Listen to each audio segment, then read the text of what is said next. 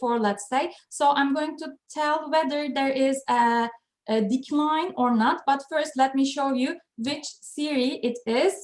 It is this one. It is Vatanım Sensin. It's a quite recent one in Turkey as well. I think this historical series and their popularity is really important in that part of the world as well, because they're seeing a war that was between, you know, Greece and Ottoman Empire, that is Turkey, through our eyes. So I think that's really important because the history is told by us and they are seeing that part of history from our eyes, from our perspective. I think that is worth studying as well.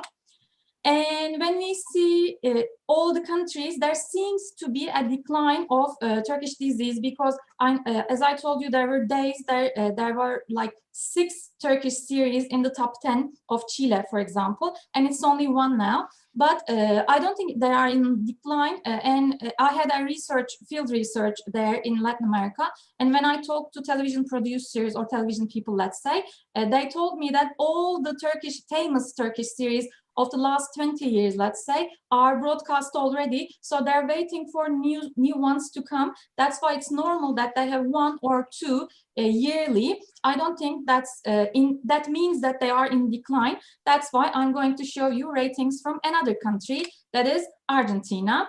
And that is the top 5, their top 4 of Argentina. And that is quite recent as well, because it's the 3rd of November. It's like 2 days ago. And as you see here, there are 4 programs and 3 of them are Turkish television series. MasterChef is MasterChef, you know, and it's like the Argentinian version. But Fuerza de Mujer, it's Kadın, you may remember it. And Alas Rotas is Kırık Kanatlar. It's a low budget Turkish series broadcast on ATV. It's like 2 years ago. And Historias de Corazon, Elif is Elif. It's a very low budget Turkish series broadcast on Kanal 7. I think it's a very interesting case. I'm going to talk about Elif more in a minute. And when it comes to the US, I think it all started in the Hispanic part of the US, because it's a natural effect of the Las Turcas, their success in Latin America. And, you know, people moved that information, people from Latin America literally moved that information to the Hispanic part of US. And in US, they're mainly on paid TV, cable TV, because in Latin America, it's on national TV, which means that it has been a bigger success. And in Hispanic part of US, they're on paid cable TV, and there are many broadcasts such as What is Fatma Gül's Fault? Fatma Gül'ün Suçu Ne? Hülya is Aşk Şarkısı, again a primetime series from a few years ago. And Chicas del Sol is Güneşin Kızları. Kuzey Güney is Kuzey Güney. And Erkenci Kuş is Pájaro Soñador, which I'm going to mention in Spanish case as well. And when it comes to the Hispanic part of the US, I think Aşk-ı Memnu is a very, very interesting case, because it was adapted into a Hispanic US version in 2014. So I think the Hispanic US saw that it was coming, because when it was 2014, the very first one was broadcast in Chile. So they saw it coming. They saw that there would be a craze. So they had an adaptation of Aşk-ı Memnu called Pasión Prohibida, and I'm going to show you the Hispanic case. You can see Bihter, you can see Behlül, and everybody, like, it's the very same version. And it wasn't a very great success, although the leading protagonist was a very famous one. She's the Miss Venezuela of a few years ago, and she was killed. I'm so sure, but sorry, but she was killed very brutally. And fans always preferred the Turkish version. So on forums, you can see that fans were much more attached to Aşk-ı Memnu than Pasión Prohibida. So we cannot consider it a success on terms of the Hispanic US adaptation. Again, still, it's a very huge success for the Turkish version, because fans would watch the Hispanic US version and then the Turkish version. And although they didn't understand the Turkish version, they still preferred the Turkish one. So I think it's a very interesting case. And the question comes is it only limited to the Hispanic US now? No, it isn't. It is now in the northern part of America as well. It's in all the US. And I'm going to show you an interesting case. This is a lady creating content on behalf of Turkish television series, and you can say she says like evet to Turkish dramas.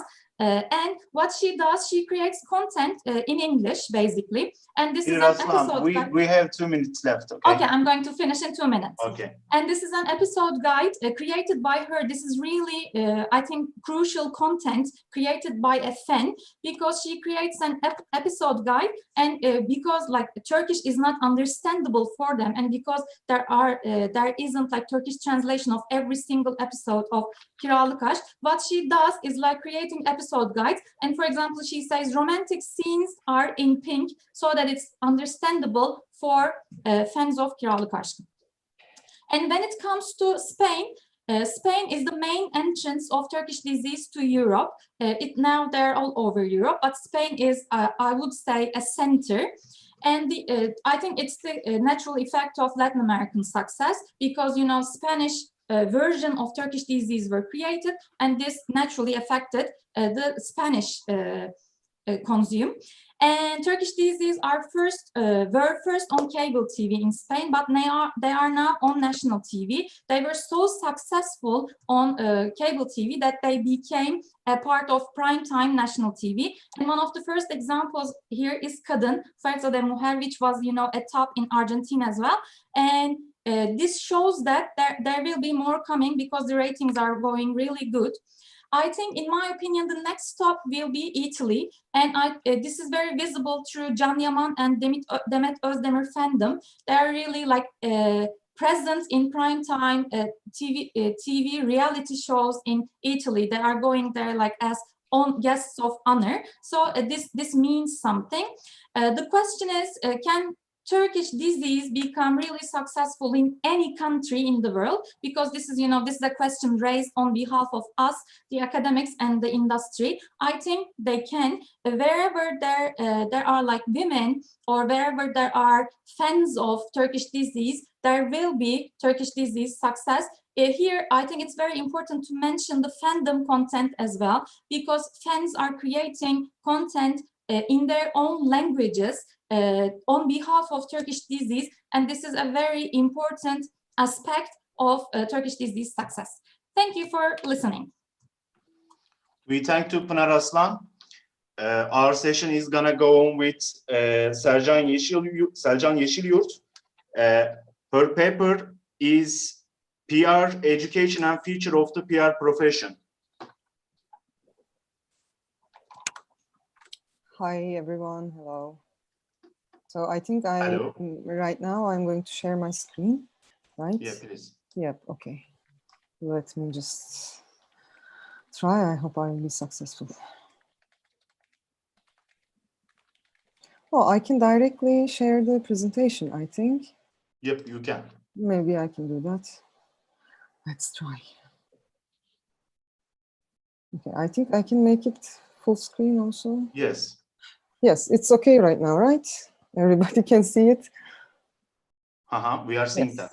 Okay, thank you. So it's so nice to be here. Like, it's online and the times are crazy, but still it's nice to be a part of this conference, nice to be here. Hope everyone is doing okay. So our study was on public relations education and the future of the PR profession in general. So I'm here on behalf of my professors and my colleague. I'm Selcan Yeşilyurt, by the way, but from Bahçeşehir University, from Public Relations Department. We did this study with Professor Dr. İdil Süher, Professor Dr. Çisil Sohodol, and our research assistant Nilüfer Geysi. So I'm just going to talk about the purpose and the literature just a little bit. I know that I have a limited time, and then I will continue with the methodology and the questionnaires and the findings and try to conclude. So the purpose of our study was to basically mainly understand the perceptions of Turkish PR sector and academy at the same time. So we approached the field not only from the perspective of academics, or not from only the perspective of the sector, but we tried to understand both sides' ideas.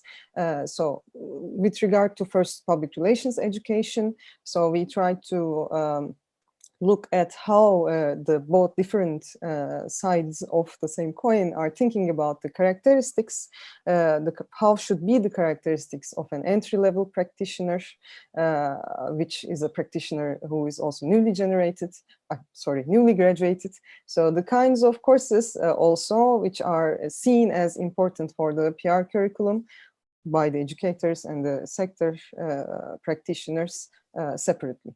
And then also we try to understand the current situation of the PR profession, how it's perceived, basically in basic terms, its name and scope, which is an issue we are always talking about in Turkey with other practitioners and professors. Also, there's a big debate on the name and scope of public relations. And we also want to try to understand how we can understand the value of public relations.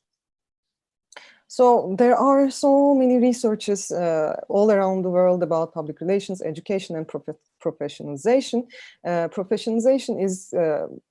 Education is a very important step for every profession.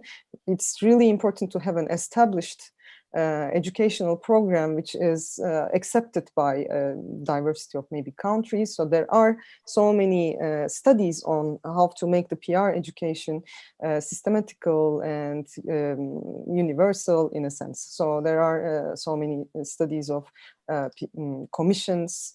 The educational bond study, for example, tries to build a bridge between education and practice of public relations. But the studies has been done from up until 1970s, which also started by receiving the ideas of practitioners and educators at the same time. So it's aimed to professionalize the field. So when we talk about PR education research, we are also talking about professionalization at the same time automatically. So let me just continue because there are so many of them.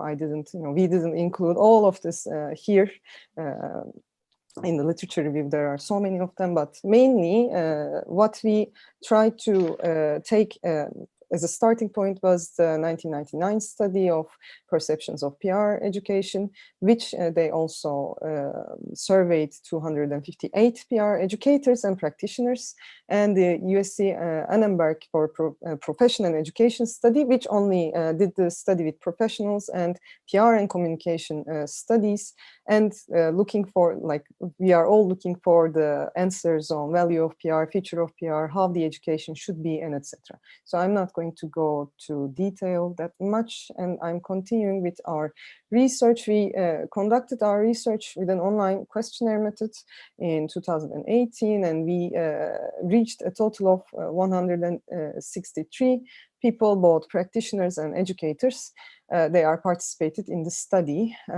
Of course, our sampling was convenience sampling, and we tried to reach people from also who are a part of Communication Consultancies Association of Turkey. So partner agencies, practitioners have participated also to this study. So our question categories were about public relations, profession in general, views of PR name and scope, increasing the value of PR, and as I've said, the 26 items from the 99 study, and these are the evaluation of necessities of PR education are also from the, we have taken them from the same, with the item list was also adapted from the same study. So I'm just going to go over to findings. Our participants were mostly 64% females, and we have also did this division of, sorry, I have to, sorry. We also try to understand if, in our field, there are practitioners who are also teaching, there are educators who are also practitioners. So we try to understand this too, but the majority is academics with a practice also. The majority is professionals only. We have 61 respondents from there. Academic only, we have 28, but academics with a practice example are really a high number also. So we first tried to understand the opinions of PR profession. Not many differences in t-tests here. You can see just one starred statement here, which is kind of important for us to understand. In Turkey, PR education follows the main tendencies in the profession. So sector doesn't really think that PR education follows the tendencies. So this was very interesting for us to see. Even the academicians are saying, maybe we can accept their answers as, okay, they are not sure if they are following the main tendencies, but there's a significant difference there between professionals and educators, that the profession is thinking, okay, the education is not following us in Turkey, at least. So they think that, like academics think that journalists don't know what PR is actually exactly. Also, like mainly the both sides think that mainly society doesn't know what PR is. So this is one of our problems we have to overcome. And nobody thinks that PR profession gets the respect it actually deserves. So this was an interesting finding for us. The name and scope of the field, both sides say that, okay, the term public relations will need to be defined more broadly, and in next 10 years, PR won't accurately describe the work that PR practitioners will do. So when we ask them with an open-ended question, what do you think the definition of PR should be expanded to cover, we have taken the ideas of reputation management, integrated communication, perception and image management becoming more, maybe it should include, the definition should include these also, like corporate communication, and then other aspects are there, but I'm going to move on.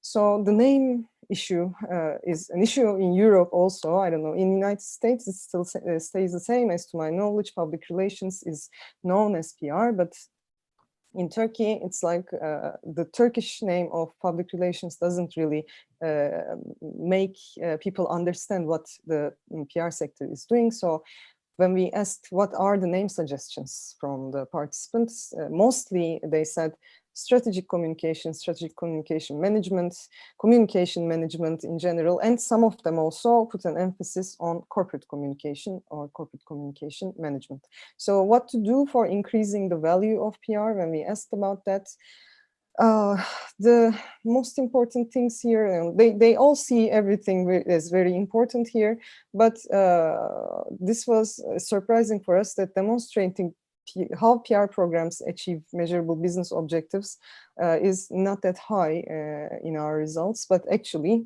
it is also seen very important.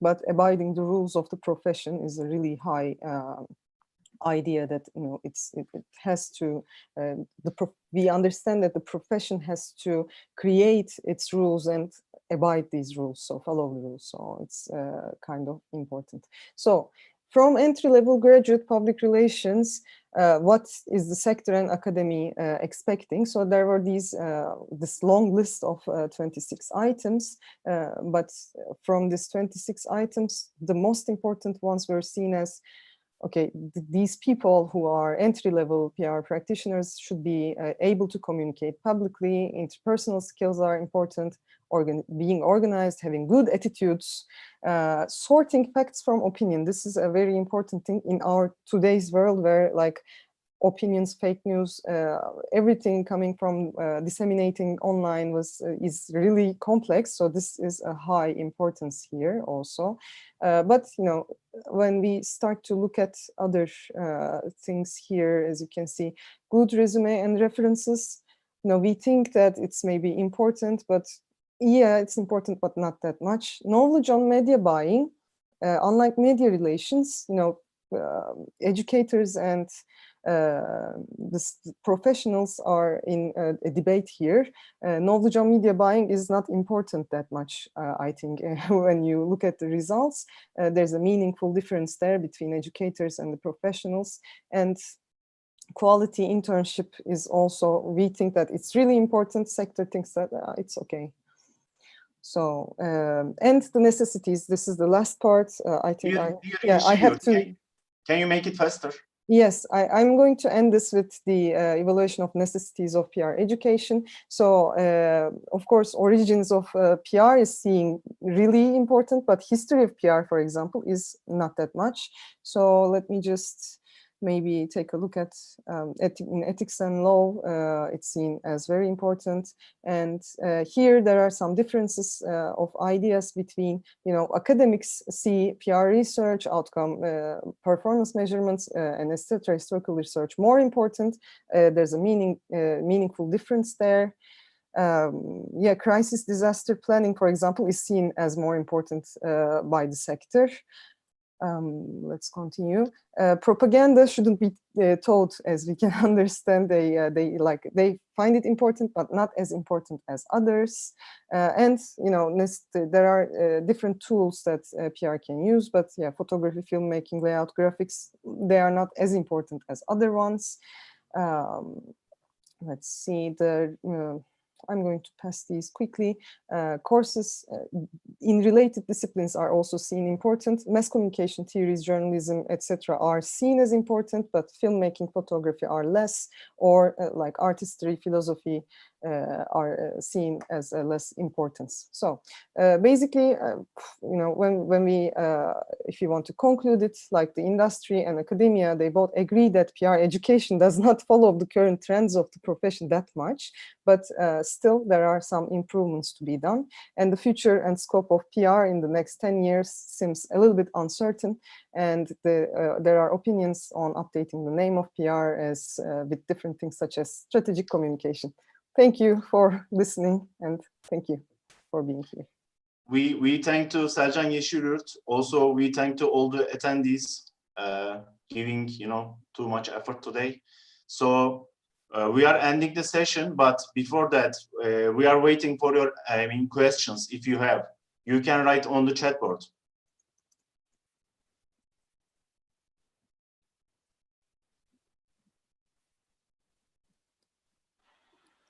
If there's no question, I can take the session, Kenan, because okay, done. Now we have two presenters. They have arrived, Leonardo and Teresa. Welcome to session number 2.6. This is an extra session. They were supposed to present their work in the morning, but we had to take these presentations to this session. I would like to start with Leonardo. Let me give you the microphone, Leonardo. The title of Leonardo's work is Collaborative Work and Open Data Practices in Data Journalism in news workflows in the newsrooms, the weight of the new transparency culture in journalism. Hi, Leonardo, can you hear me? Hi, hello. The floor is yours, Leonardo. Yes, greetings, colleagues, and thank you so much for everything here. I'm having some trouble with the platform right now. I'm actually with two computers. I thought the Professor Teresa Sandoval and I were supposed to present two papers. She was supposed to present the paper that you just cited, the one with collaborative work, right? So I don't know if you want me to start with IA first, or you want to give her space to speak right now. I don't know. It's better to start with the collaborative work title, this one. All right. So I let her speak, all right? And I'll go later. Okay. Then, sorry, because I thought you were going to present this one. Okay, then we can start with Maria. Maria Teresa Sandoval Martin. Hi, Maria. I'm gonna switch on your microphone now. Just a second. Okay, the title of the paper is, I'm reading again, Collaborative Work and Open Data Practices in Data Journalism as New Workflows in the Newsrooms. Hi, Anadolu. Very many greetings from Madrid. Hi, Simje, if you are there. I see you there. You were last year with us. Hello, it's great to see you. Nice to see you again. Yes. Many thanks for inviting us to give this conference. Is very simple, but well, I will do my best. So you don't have to worry because it's my fault. At the last time we have changed the order and we decided me to talk about this theme and Leonardo about IA. So I will try to do my best. Sorry for my English. Greetings for everybody. My name is Teresa Sandoval. We are Leonardo and Teresa, and we are part of a research team. Journalism and Social Analysis is the name in the University Charles III in Madrid. As part of our national finance research and development project called Gender Bias Identification in Artificial Intelligence, we now will talk about a very important theme, is the collaborative work between data journalism and the connections with the new routines in the newsrooms because of the transparency culture. We are going to talk and theorize about how innovation in journalism has affected the values of traditional journalism. So by the implementation of journalistic transparency in practices in the everyday of the journalists in the newsrooms, like those employed by open data and free software movements within conventional newsrooms with data journalism teams. Our theoretical framework is based on science, technology, and society studies. In the last days, I have read a lot about this theoretical framework. Every day, more people are using this framework because, well, we use by some scholars to study, is used by some scholars to study the intersection of journalists, coders, designers, and other cultural actors that are part of the news production process, seeking to determine which elements of the transparency culture that are part of the open data are free software movement has been established in the data journalism teams with conventional newsrooms. That is what we have done. In order to do this, we conducted 40 semi-structured, in-depth interviews between the 2015 and 2017 to data journalists and experts. 8 were in Spain, 1 from the United States, and another from Finland. 3 academic experts also from Spain that were specialized in precision journalism. 2 another experts, academic experts from Finland, and 1 specialized in data journalism in the UK. Also in Nordic countries too, and another person in charge of the access to public information for journalists in Finland and in the United States. And at least we made an interview to an international expert on transparency laws and access to public information in Spain, Europe, and Latin America. So as a term, data journalism has been widely studied in the academic world in the last decade due to its use in the newsrooms. No? It's born to convergence in such newsrooms and the new transparency culture in journalism because of the use of processing of massive amounts of online data. And these are some of the reasons why data journalism is still being investigated as a phenomenon with a wide range of names. By the time the term data journalism became popular because of WikiLeaks in 2010, we already knew of the bond between hacktivists and the birth of data journalism as a discipline, although we have not empirically proven this in the academic world, and that is what we want to do or to show. We cannot talk about transparency laws framed with big data as a technological and sociocultural phenomenon without considering the following two factors. First, the legal definition of transparency as the duty of all public powers to give reasons for their actions and explain them in a reasonable way.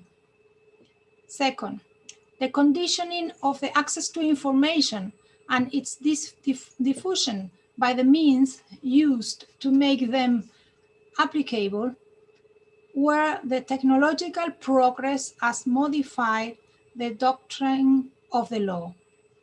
In this sense, transparency laws within the European Union since the regulation of 2001 comply with these two factors, to which can be added a change of paradigm boosted by activists that has been latent for decades, but which could not be seen so clearly in journalism until the WikiLeaks publications in 2010. If we track the cyberactivism in which Assange and WikiLeaks are a paradigm, we could situate 1990 as a milestone, the year when Crime and Punishment was published as a new stage that leads hackers to imply themselves proactively in activism is born. We are talking about the Electronic Frontier Foundation, so Richard Stallman, Barbara Simons, Steve Jobs, Steve Wozniak. Even though the initiatives of the free software movement and the Electronic Frontier Foundation stem as a response to private software, its extrapolation to all spheres of society can be seen perfectly in the rise of worldwide transparency advocating movements and, of course, in data journalism. So after that, we see, for example, in WikiLeaks, it was very important, the war logs, in which we are going to present how the in which we saw how the massification of the tools to work with data in journalism, thanks to the free software and activism, brought an important impulse in data journalism in Spain and worldwide. So there has been some moments in transparency and technology using worldwide software that everybody can use that are very important to the development of the data journalism. We have found the collaborative work and the transparency culture of data journalism as one of the main innovation characteristics detected thanks to the technical profile, which is very difficult to encompass, and the data culture that the need for collaborative work brings to the profession. In this sense, Turo Uskali from Finland, expert in data journalism, highlighted the lack of probability that most information professionals have to fulfill the ideal technical profile. They are unicorns. They are, he said, they are unicorns. There are some, but they are very, very, very rare. This kind of collaboration goes beyond the collaborative work in the newsrooms several decades ago, where social scientists were incorporated into some big newsrooms. The expert in precision journalism, the Spanish expert José Luis Dader, remarked how this existed in the New York Times when he was investigating there in the latest 1980s. But with one difference. Nowadays, it is being constructed from below, meaning that it is not the management who leads the change. Fran Bellevue, from the Center of Investigative and Data Journalism from Spain, explained this better. Data journalism is taking advantage of the tools that the hacker community has been creating and combining them with the journalistic perspective. In other words, without the activism of the hacker community, data journalism couldn't exist. Teemu Tiivist from Finland, from the TV from Finland, said it in another words. Data journalism has ended the lonely wolves. We differentiate from the others in our workflows because we share everything and work in teams, like in Panama Papers and so on. All the data journalists from the sample were used to help other colleagues from their rooms, new rooms, but most of their colleagues and bosses weren't willing to do so with them. This collaborative perspective was addressed by other interviewers. Another finding is that the corporate culture of media management is in open confrontation with the transparency culture that's been part of data journalism practice. Being this the reason why the larger and vertical media, the less the data journalists can work the way they're used to. However, we found that in El Mundo, in the newspaper El Mundo from Spain, the data desk of one of the biggest newsrooms in Spain had been taken part of a big collaborative project with other big media, meaning that even in this kind of newsroom, they have managed to elude business management mentality and traditional journalism culture to practice somehow the transparency culture they bring to the news production process. So in conclusion, throughout all the interviews, it has been noted how many of the data journalists that took part believe that their new practices have boosted values of traditional journalism, such as objectivity and rigor. Nonetheless, in many of these interviews, this perception was discovered to be due to one of the myths of big data, the veracity of data.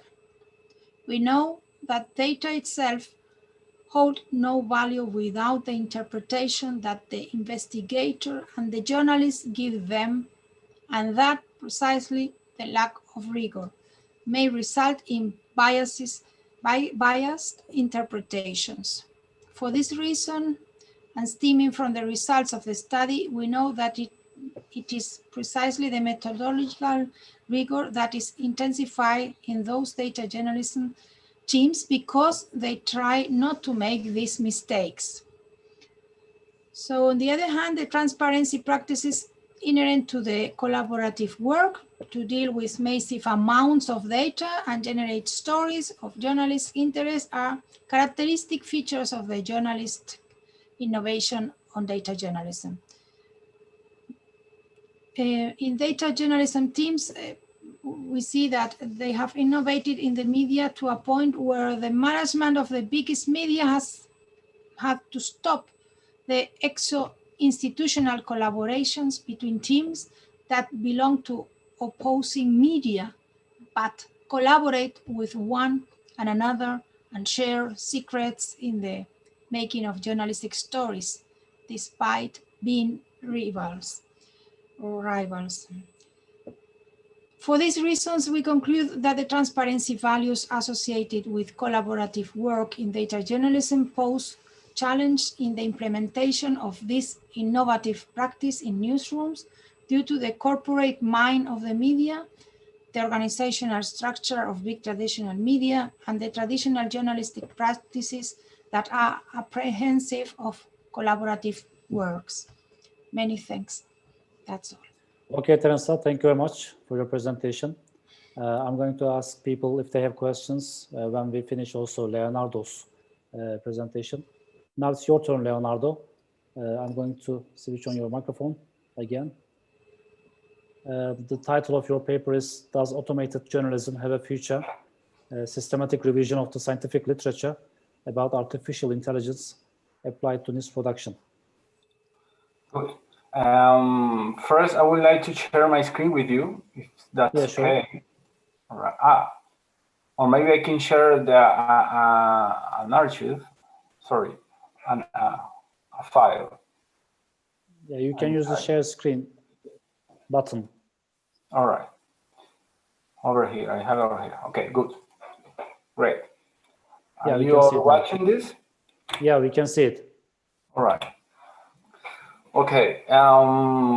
Greetings, everyone. Thank you so much for this opportunity. I'm Leonardo La Rosa. I'm presenting this preliminary findings about AI. It's called Does Automated Journalism Has a Future?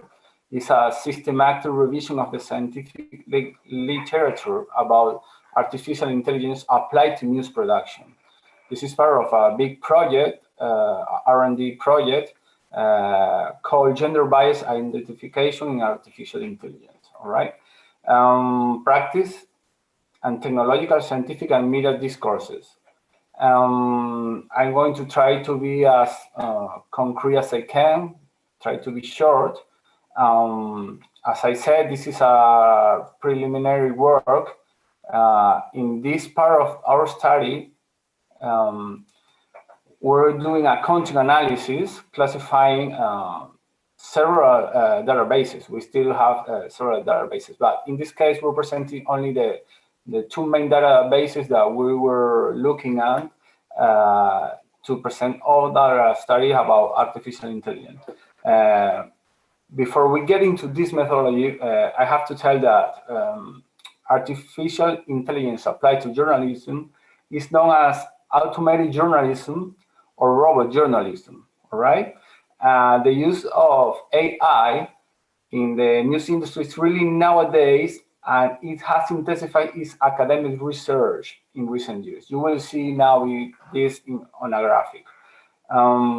This study aims to make a proper state of the art of the principal AJ studies, focusing on the production of automated news and leaving behind what has been said about its beginning in the 60s of the 20th century with the automated text generated in meteorology reports, or in the 90s with the expansion of computer-assisted reporting and the expansion in the newsroom and agencies of automated financial reports.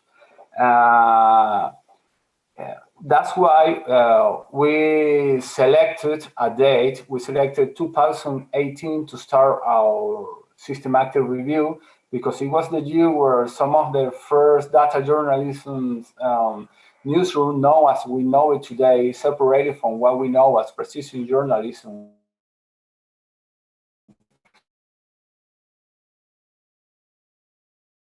And computing big data techniques, and these techniques to analyze, to get large amounts of information were automatized. So in the literature about AI, we started in this year because it's a milestone, all right? We're going to present the way we did this. We started doing this by themes, the content analysis. We started doing a main thing, a secondary thing, and then an aggregation of themes to present this preliminary. But what we found, well, we have to talk about some background first, all right? I already said something that in the 70s, they were talking about robotic narration. In the 80s, we were already talking about natural language generation, first in finance, then in sports, then in medicine, all right? But now it's taking a huge boost, because of the advance in machine learning. We're talking about systems that repeat automatic exploration, systems that repeat news recording and news generation. I'm sorry, I think there's some text here in Spanish, I will translate it. At the end of the last century, there were some researchers talking about using algorithms to gather news every day according to the preferences of the users. So that sounds very familiar nowadays with all the social media. In order to put into context AI applied to journalism and to communication in general as well, but especially in journalism, we have to talk about Chicago crime with the Google Map mashup in 2005 and the homicides report that Los Angeles Times made in 2010. Then the Quake boat, that is a very interesting project that automates everything. And then when the magnitude was larger than 5, they didn't publish automatically. They automatically send it to an editor so he can check on the facts and publish themselves. We had some bot first that were analyzing Wikimedia and published some articles in Wikipedia. And then AP start doing earning reports with Automatic Insight, one of these big companies right now, about AI applied to journalism, and then to baseball, to baseball games. As you can see, finance and sports are like the main thing, and they're going to be the main thing on the literature if we go way back, all right? So we had to use a new lens in order to make a proper apprehension of the themes that we're interested in this case. As you can see, there's some prediction about 90% of the news will be written by machines, all right? That's something said about narrative science, one of these big companies about that talk about that you can hire, all right, about natural language selection. Let's get back to numbers, all right? So far, we have, I'm presenting to you the study that we've made so far of 282 publications about AI from 2008 of Scopus and Web of Science, all right? 156 were from Scopus and 126 were from Web of Science.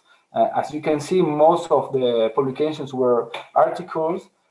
Some of them were just books, entirely books about it. And I presented, were presented the chapters of the books by themselves and not the books by themselves, meaning that the books that we're presenting here are as a whole, right?